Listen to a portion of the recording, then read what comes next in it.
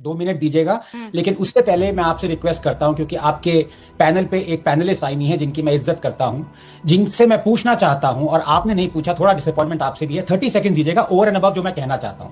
मैं कंचना जी से पूछना चाहता हूं कि वो क्यों एडवोकेट कर रही हैं, और आपको इनसे पूछना चाहिए था कि फेक केसेस लगाए जाए। साधारण जाना चाहिए कि आप देश के 90% ओबीसी एससी एसटी बहुसंख्यक जो आबादी है, जो माइनॉरिटी है, उसको उसका हक लेगी, आपको इस बेसिस पर पहुंचाया जाना चाहिए। कौन सा ये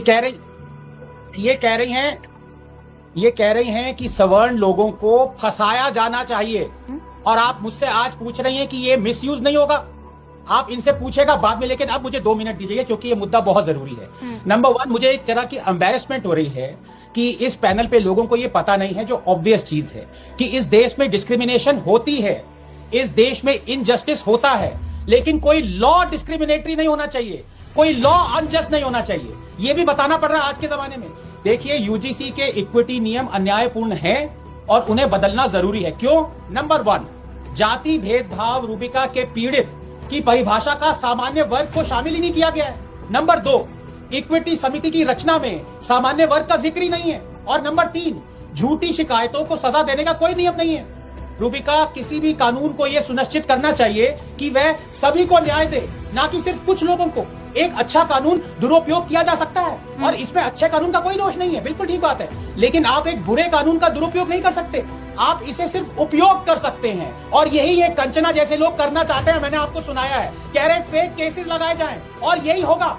जैसा कि मार्टिन लूथर किंग ने कहा था, कहीं भी हो रहा अन्याय, हर जगह हो रहे न्याय के लिए खतरा है। अन्याय को मार्टिन लूथर किंग ने जो कहा था वो हम आज क्यों नहीं सुन रहे हैं? उसको सुधारना जरूरी है, लेकिन इसको दोबारा लागू करने नहीं सुधारा जा सकता अन्याय को। निरपराध लोगों को उन पापों की सजा देना जो उन्होंने खुद नहीं किए, कि ये अन्याय को सुधारना नहीं है रूबिका, बल्कि इसे जारी रखना है, उसके सबसे हिंसक और बदले की भावना वाले रूप में।